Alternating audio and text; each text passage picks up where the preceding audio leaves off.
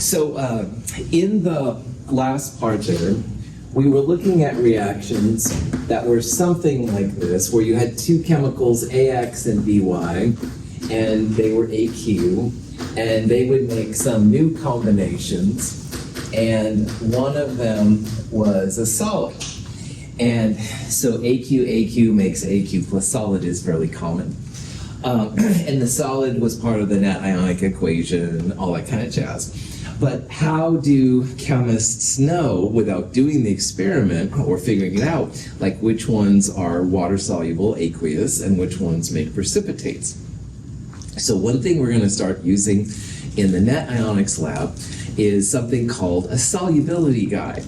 And a solubility guide is just like a nice little table that tells when you have precipitates when precipitates can be made and when precipitates can't be made. So in a solubility table, they will talk about things which are soluble, which means they dissolve in water. They won't make a solid. But they'll also talk about things that are insoluble, that don't dissolve in water. And if those pieces come together, then you'll have a solid, all right? Now, this is an example of our textbook solubility guide. I don't want you to use it, but there are many different versions of solubility guides out there. And theirs is okay, all right? But ours is cooler. So in the Net Ionics lab, as well as, I'll show you a website in the next slide for the website. This is the solubility guide that we're going to use not just in Chem 221, but actually in Chem 222 and Chem 223 as well. And once you get used to it, it's pretty chill. But of course, initially, like anything, it can be kind of a trip. To use our solubility guide, all right, I want you to think about this as having like 4 quadrants to it. The upper left quadrant, this part right here, those things will be things that are always soluble, always AQ.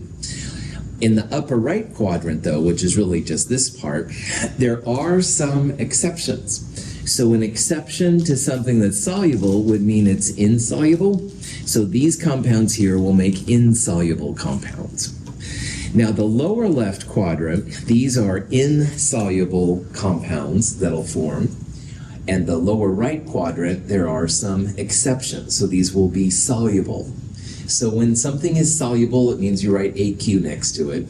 That's going to be the upper left and the lower right. The insoluble means you'll write an S next to it.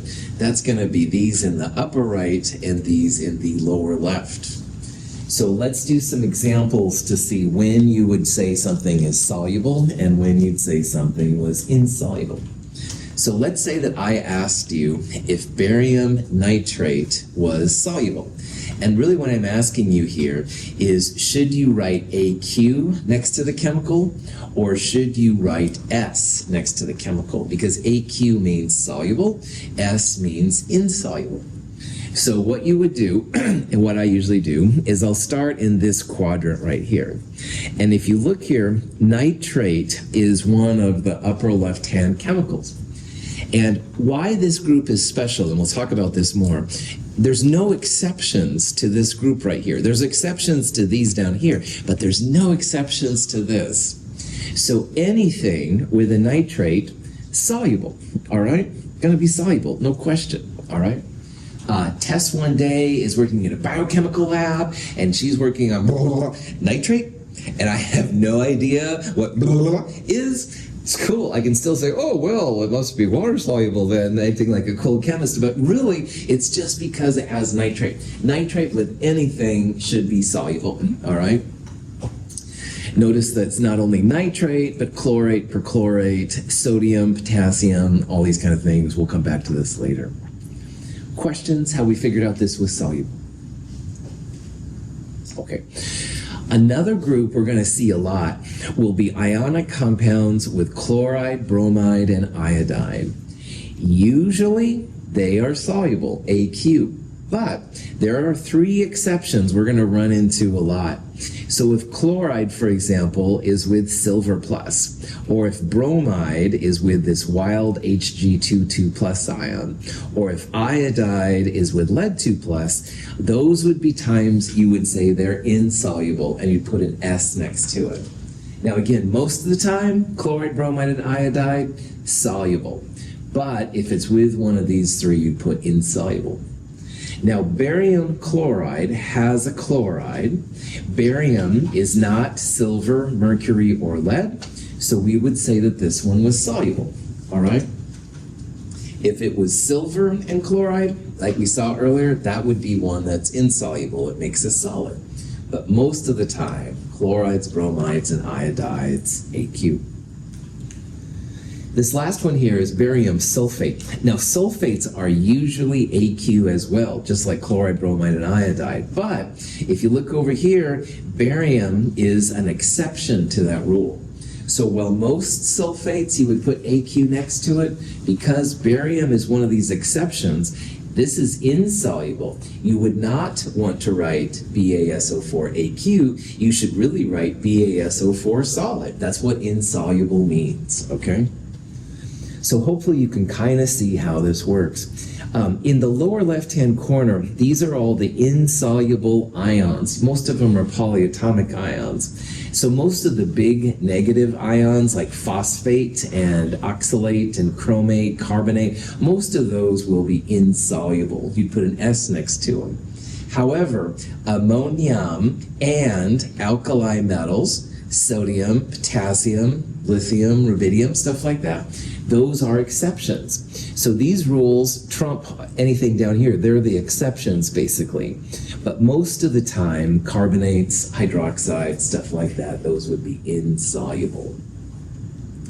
So it's really important that you use this version of the solubility guide. If you go to Google, or even if you use our own textbook solubility guide, you will see differences, all right? And I want to keep everybody in the same lane, so you've got to use the solubility guide, all right? It's in the Net Ionics Lab. I'll show you the website for it here in just a second. Any questions? Now, to really make this as simple as possible, all right, if you have the guide in front of you, that's the best. And by the way, this guide can also be found here, mhchem.org/SOL. But anyway, if you have a compound that has sodium, potassium, lithium, ammonium nitrate, one of the chloride perchlorates, acetates, those are always AQ, all right, always, no exceptions. Most of the time, sulfate is AQ, but barium sulfate is an exception we'll see sometimes, so that's why I talked about it the last time. And chloride, bromide, and iodide almost always AQ unless they're with silver, mercury, or lead, all right? If you know this small group, you'll be good to go, all right? For fancier things, we'll look at the table, but most of what we look at, if you know these, cool for school. Questions? So here's a question that you might see. It says, which is following is the only insoluble salt in water? Now remember, insoluble means that you're going to put an S next to it. It would make a solid. Everything else on this list would be soluble, so you put an AQ next to it. And this is where that quick and dirty list will really help out. Anything with nitrate, sodium, potassium, lithium, automatically AQ. All right, so we can knock all of those out. Now, chloride, bromide, and iodide. Here's a chloride and here's an iodide, usually AQ, all right? However, there are some exceptions. If the chloride, bromides, and iodides are with silver, mercury, or lead, like this lead, that means those will be insoluble. So we will run into these exceptions a lot for chloride, bromide, and iodide. That's why I wanted to kind of highlight it. But anyway, most of the time, knowing just those couple of them, you can knock most of them out pretty chill. Okay. All right. Potassium permanganate is an ionic compound. It dissolves readily when mixed with water.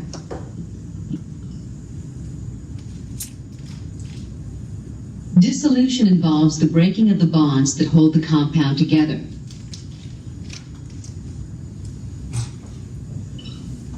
The ions become distributed throughout the water, forming a solution. Water molecules are made of hydrogen and oxygen. The hydrogen side of the molecule has a positive charge. The oxygen side is negative. When water molecules contact an ionic compound, such as potassium permanganate, their positive sides are attracted to the negative ions of the compound, and the negative sides of the H2O are attracted to the positive ions in the compound. These attractions allow the crystal lattice to break down, and the compound dissolves. So earlier we talked about how water in a tetrahedral / bent form has a slightly negative side next to the lone pairs. So that would be at the top part of the V, if you will. And it also has a slight positive part next to the hydrogen, so like in the middle of the V, all right? And in this diagram, what that's happening is they're breaking up KMNO4, and K plus is positive. So the negative side, the top part of the V, those will surround the K pluses and pull them away from the permanganates. And the permanganates, which are negative, they're going to be surrounded by the positive sides of water, the middle part of the V. And if they totally surround the permanganate, they'll be extracted as well. So you start off with a very hardcore ionic lattice, KMNO4, sodium chloride, whatever. Those little waters get inside and they pull the ions away, and after a certain amount of time, your solution is almost evenly distributed with ions, which is just amazing. And again, water does this far better than anything else, all right? And that's why it's so important, I think, to life that it happens. On a side note, potassium permanganate in water makes a really cool purple solution. It looks kind of like Kool-Aid or something. Don't drink it, man. But anyway, it is kind of a neat color and stuff if you ever get to check it out. When we combine solutions of lead nitrate and potassium iodide, a colorful material appears. This is actually a solid called lead-2 iodide. So the next question becomes, like, how do you figure out when solids are formed, or if you have solutions which are soluble, stuff like that? And believe it or not, there's a lot of reactions which follow a very similar pattern. And so what we're going to look at here is what's called, depending on who you're talking to, either an exchange reaction or a double displacement reaction. And either way works really great. So up here on the board, I basically wrote this little thing right here. But here's what's the important part are. A and B in these reactions are the positive parts, the cations, the metals, that kind of stuff. And X and Y will be the anions, the negative side. And you can think about when AX and BY come together, they're doing like a dance. And like in square dancing, stuff like that, which I used to do in grade school, embarrassing. But anyway, once in a while they say, no, change your partners round and round. Well, in this heterosexist view of the world here, the A's and B's will trade places. A and B doesn't dance together, and X and Y don't dance together. And the reason for that isn't just silly. A and B are both positive, and X and Y are both negative. And when negatives and negatives come together, they repel. Positives and positives will repel. So that's the reason why we're doing this. But anyway, in this version then, A and B are essentially trading their partners, their dancing partners. So A starts dancing with Y, B starts dancing with X. And if you have a good solubility table, which we have now, you can figure out what the states of matter are for all your chemicals. And what will happen in this kind of reaction right here is you have a bunch of things which are AQ. Remember, everything with nitrate and everything with potassium, always AQ. So nitrate here, AQ. Potassium here, AQ. Potassium and nitrate, oh yeah, that's AQ. The only one then we don't know initially would be this one, the PbI2. We did talk about how chloride, bromide, and iodide usually AQ unless they're with silver, mercury, or lead. Well, guess what? This is one of the exceptions. So the cool yellow compound that pops out, and it is an intense yellow, by the way, this is our precipitate, all right? We're seeing a solid form. That's our precipitate. One of them is going to be an S. And using the solubility table, we can figure out which one is the S. So this is going to be a real common form of types of reaction we're going to look at. And again, those positives, partners will shift places, or the negatives will shift places, whatever way you want to see it. And your goal as a chemist is just to figure out if either of these are going to make something. Will they make solids, liquids, or gases? Something exciting will happen. This is an example of making a precipitate, so it's a precipitation reaction. We'll see this in a little bit. Acids and bases coming together also follow this pattern. It's a really common kind of a behavior for chemicals, and if you know it, then you can predict how chemicals are going to react, stuff like that. Questions? In the test tube, we have an aqueous solution containing iron 3 ions. To this, we will add a solution of sodium hydroxide. A precipitation reaction occurs that produces iron hydroxide, an insoluble metal compound. So let's say you're adding iron 3 nitrate to sodium hydroxide, and a Chem 104 student walks by and goes, "Whoa, what's that?" Well, initially that might be kind of a daunting question. However, now that you know about these double displacements, you can figure out first of all what the products are. So how you would do that, iron is the positive part here and sodium is the positive part there. Now here this is iron plus 3, iron 3 nitrate. And on the other side you're going to have iron positive 3 as well. So notice how positive 3 iron needs 3 negative 1 hydroxides to make it happen, FeOH3. Sodium is positive 1, nitrate's not minus 1. They'll come together as just NaNO3. But if you balance it out then to make sure the iron has enough hydroxides, it'll be iron 3 nitrate plus 3 sodium hydroxides, making 3 sodium nitrates plus iron 3 hydroxides. Questions on that part? Okay. The next thing you can do then is remembering that anything with nitrate and sodium, always AQ. So AQ because there's a nitrate, AQ because there's a sodium, AQ both sodium and nitrate, but this one is the only one you might have to look up on the solubility table. However, you saw something happen, all right? You definitely saw the brown stuff started to crash out of solution, which means make it precipitate, my world. So probably this is going to be your solid. And if you look on that solubility table, hydroxides almost always insoluble. They're not insoluble with sodium, potassium, stuff like that, but they are certainly insoluble with most metals, and iron being one of them. Hydroxide was in the lower left quadrant of that thing. So you can tell the Chem 104 student, yeah, this is iron 3 hydroxide. It's kind of a cool thing. It's a little nerdy, I won't lie, but you can analyze the reaction and tell and explain like what you're seeing. Now, you can also find the net ionic reaction for these kind of things. Pull out the spectators. The spectators here are going to be sodium and nitrate. So you'd be left with just iron 3 plus. You'll be left with 3 hydroxides, and don't break up solids, liquids, and gases, so FeOH3 will happen there. And this is kind of cool because, again, stockroom doesn't have sodium hydroxide. Maybe you have potassium hydroxide or something like that. You just need some kind of hydroxide to make this reaction happen. Question? Oh, but there's more. The reaction of hydrochloric acid and sodium hydroxide is an acid-base reaction. A color-changing indicator allows us to see that a reaction occurred.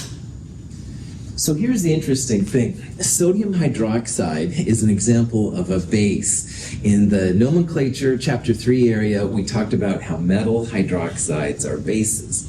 And acids are so important to chemists, they usually put the H first. So hydrochloric acid is an acid, definitely.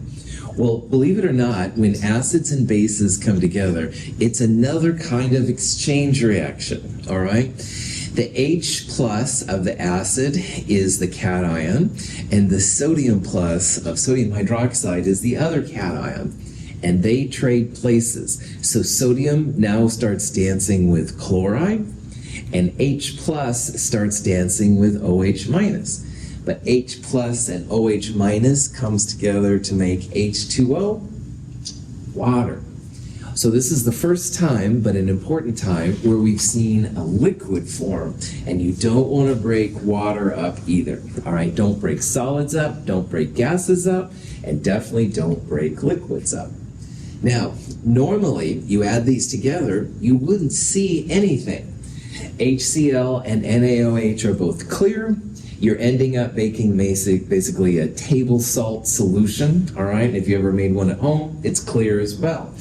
So sometimes chemists will put in what's called an indicator to show that a reaction has occurred. This indicator is very common. It's called phenolphthalein. You don't need to know that, but when the purple color hits, that means that the reaction has happened. So an acid-base reaction, acid is H with something else, base is some kind of metal hydroxide. It really comes down to the H plus and the OH minus coming together to make water. That's the power of these acid-base reactions. If you break it down, you want to pull out everything that's not in a liquid. So HOH or H2O is your liquid. That means the OH minus and H plus will be the parts going in. Chloride and sodium are spectators. This reaction here is really important to chemists. Actually, all strong acid and strong base reactions follow this, which is really cool.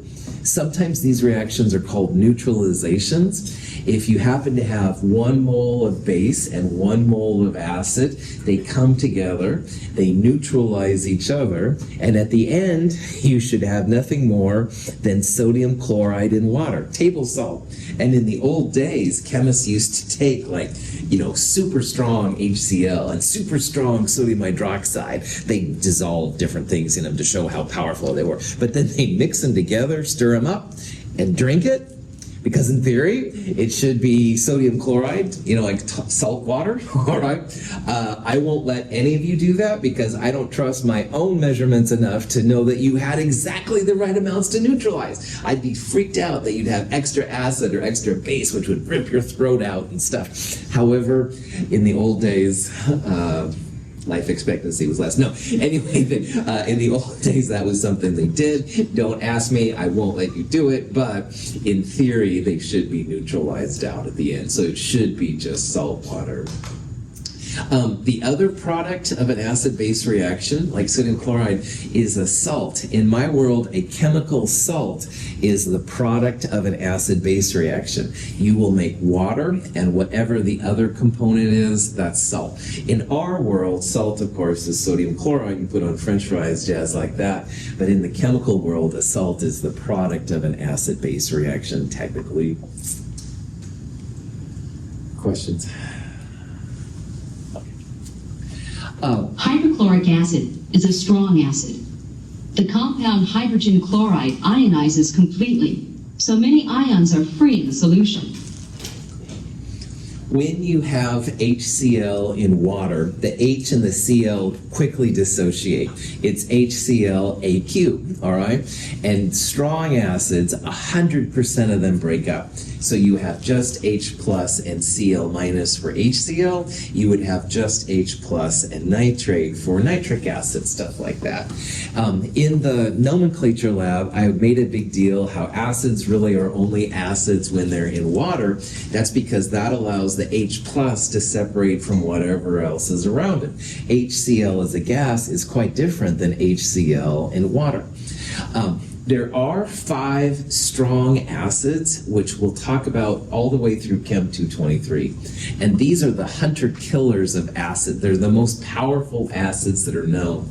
HCl, HBr, HI, HNO3, and HCl4. These will come in more important in later classes, all right? But I do want to talk about them here because if you need an acid, these are the 5 strong acids, they call them. So very, very interesting. Sometimes instead of talking about the acids, instead of listing them as H+, they'll call them H3O+, which is the hydronium ion.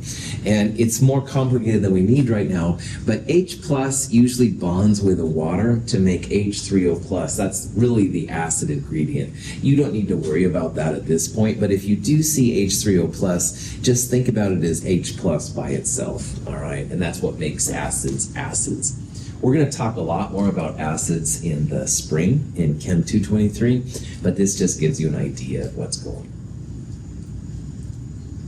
on. Okay, so These 5 acids, someone gives you, says Houston goes, hey, yeah, here, drink some perchloric acid. No. All of these, even at really small concentrations, will seriously mess you up. There's a lot of power in these. It can be used for good and bad, like anything. Don't do it.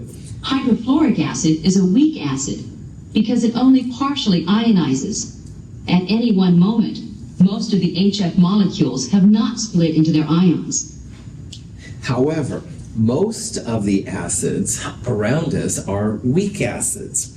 And if Houston said, hey man, here's some vinegar, drink it, I could maybe drink that, all right? Vinegar doesn't taste the best, but it's not going to hurt me and stuff. Weak acids don't give the same amount of punch, if you will, as the strong acids do. And why that's important is because almost all the foods and drinks we consume are acidic, all right?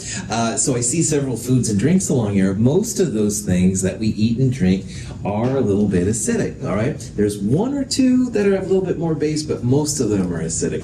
They're not the strong acids though, man, because those would seriously mess with our bodies. The weak acids, maybe if you had, like, say, I know about acetic acid, if you had like 10,000 acetic acids, only 1 of them would make an H+. That was the power of it. So most of the acetic acid is pretty chill. And by the way, vinegar is basically acetic acid, so that's why I use that as an example. Carbonic acid and phosphoric acid are both used in our blood. Phosphoric acid is in a lot of soft drinks and stuff, if you ever had it.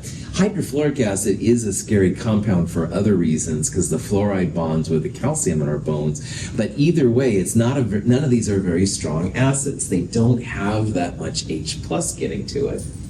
So of all the acids that are known, and there are thousands and thousands of them, there's actually only 5 really strong acids that I showed on the last page. Most of the acids are weak, and there's a lot of cool things you can, believe it or not, do with weak acids that you would dare do with the strong acids. Acetic acid is pesky. It's a lot of times the acidic hydrogen is listed last. I blame the organic chemist personally, but that's my inorganic perspective. Just realize that acetic acid, really the H should be listed first, but a lot of times you'll see the CH3CO2 part first. Fascist chemist. Questions on strong versus weak? Yes, Tess. So before they're dissolved in water, what state are they in? Cool. It totally depends on the compound. Most of these will be liquids. HF is a gas. Once in a while, though, Tess, you will have solids, solid acids, and when you add the water, it makes a solution. But the punchline that I'm so glad you brought it out is that none of them are really acids until they're in water. Okay, so good. Excellent question. Other questions? NaOH, sodium hydroxide, is a strong base because it dissociates completely. In aqueous solution, it breaks into sodium cations and hydroxide anions. So just like with acids, there's 5 super powerful acids. There are 3 super powerful bases, and they complement the strengths of the strong acids when you want to get energy into a reaction. A base is nothing more than a metal hydroxide. So if you have sodium, potassium, lithium, iron, aluminum, anything like that, that's with hydroxide, that's when you have the potential for a base. And like Tess just asked about, without water, these things can be many different phases. Most of the bases, I would say, are mostly solids, but there are some liquids and some gases, all that kind of stuff. So when they're with water, the hydroxide dissociates from the metals, and it's the hydroxide that gives bases their punch, all right? And that's what you need to be freaked out by. Freaked out to me is what I should maybe clarify a little bit more. Most of the things we eat and drink are acidic. Bases are kind of the opposite of acids. So if you have hydroxides running around, it's usually not good for our bodies, which are more used to acidic things. So just be careful around bases, definitely. Sodium hydroxide is the active ingredient in Drano. If you've ever had a clogged sink or something like that, Drano does the job. It's basically sodium hydroxide. Potassium and lithium hydroxide are right up there in terms of strength. Very, very powerful stuff. But like with the acids, there were strong acids and weak acids. On the left is H2O, water. On the right is NH3, ammonia. The dots and lines represent electrons. Ammonia acts as a base in water. It removes a hydrogen ion from water to create hydroxide and ammonium ions.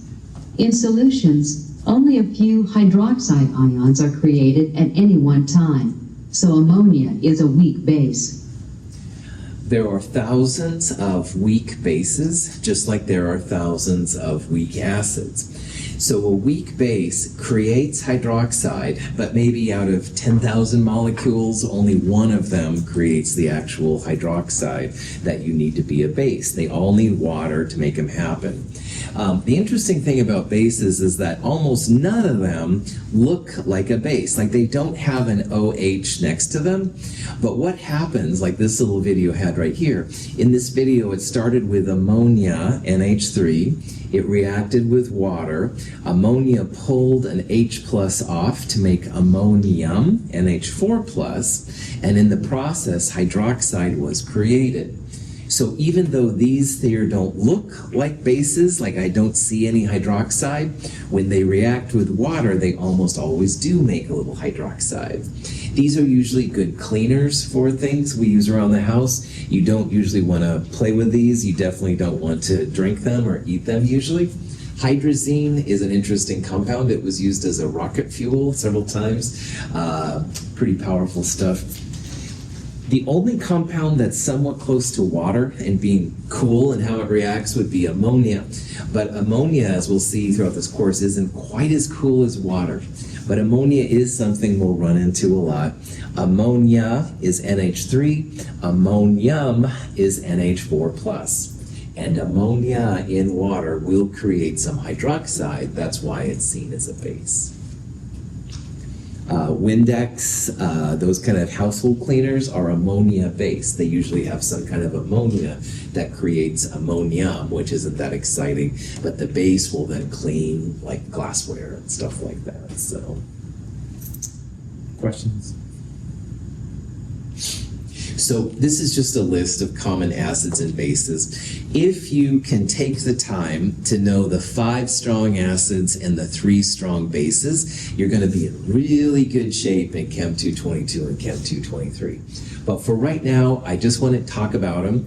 These are the hunter killers on the top. These are the powerful ones. These are the ones that they threw in Two-Face's face to make him half good, half bad. If you're a Batman fan, don't have to like any of my cultural references to do well in this class. However, those are the strong acids and strong bases. All right, they're the ones that really can take care of business. But most of the time in our day-to-day world, we deal more with weak acids and weak bases. And again, weak acids are in a lot of foods. Here's aspirin too, which is a weak acid.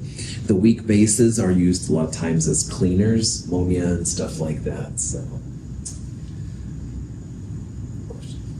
okay. So here's a question you might see. It says, which of the compounds below is not an acid in water in aqueous solution? Well, acids are supposed to always have the H listed first.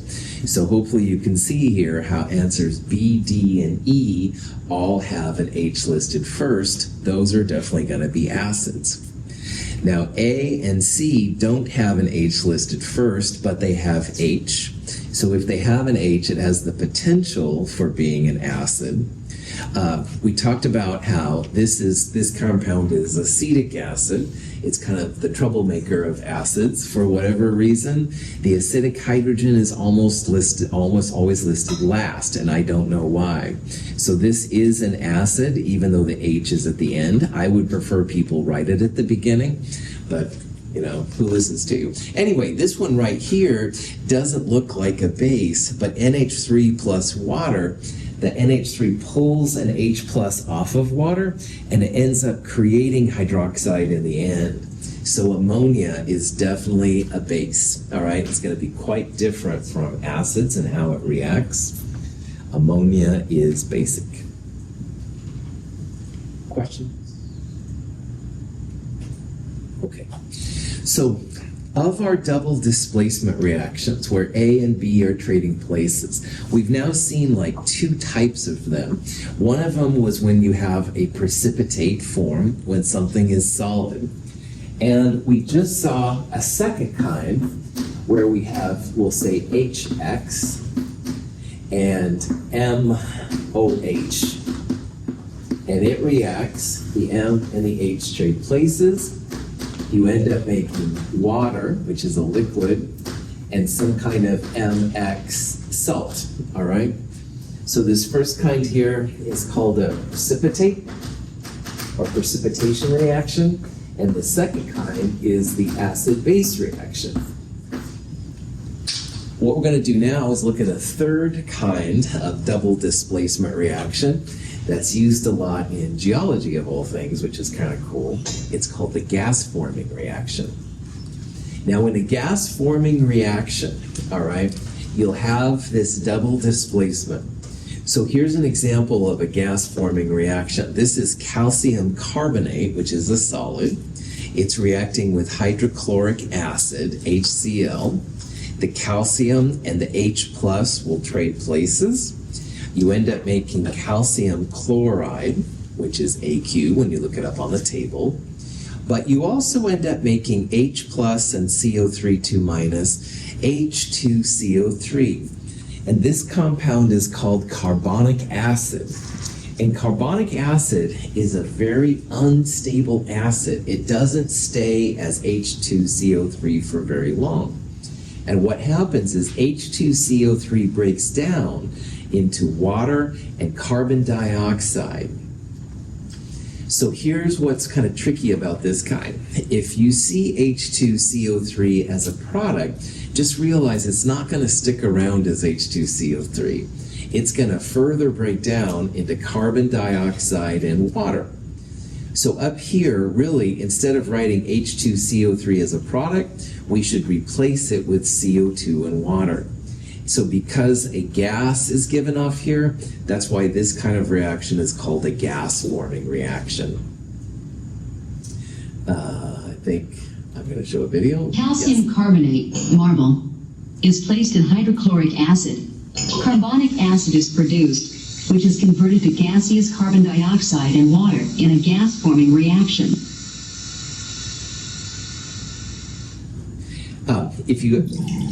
I forgot about this, sorry. This is a super high resolution camera showing how calcium carbonate is breaking down to water and CO2. And the bubbles are on there. I think they're kind of pretty. Anyway, sorry, neither here nor there.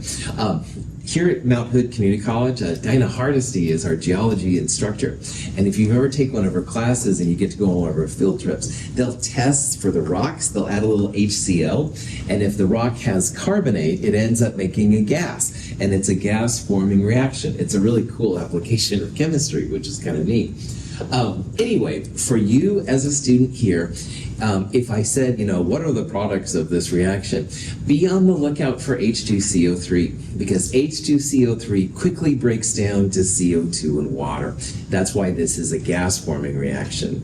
Another one that breaks down is that if you see ammonium hydroxide, it also breaks down into ammonia plus water. So be on the lookout for these two chemicals. They don't stay as they are. As you can see with this one, the calcium carbonate, all kinds of bubbles popped out. That's because the carbonic acid quickly broke down to CO2 and water.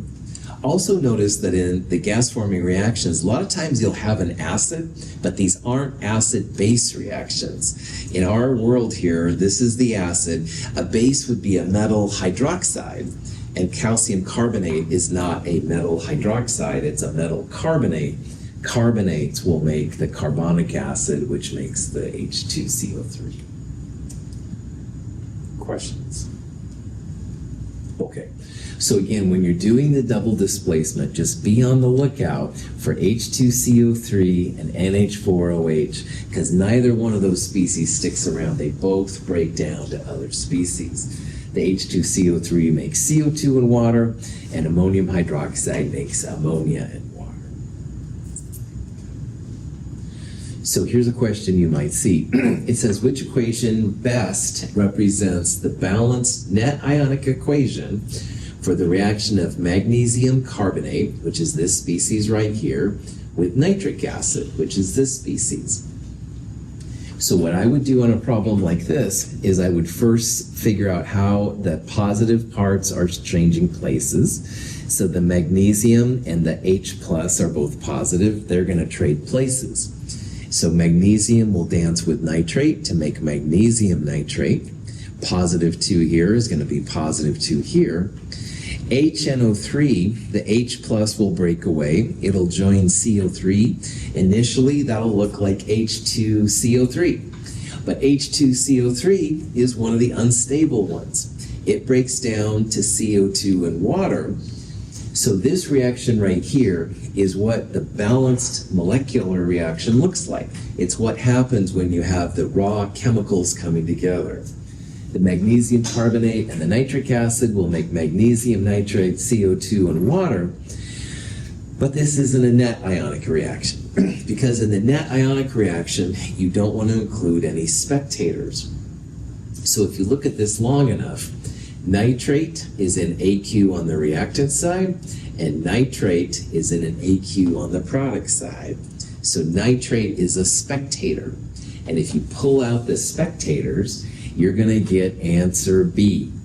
2H plus is 2HNO3 without the nitrate.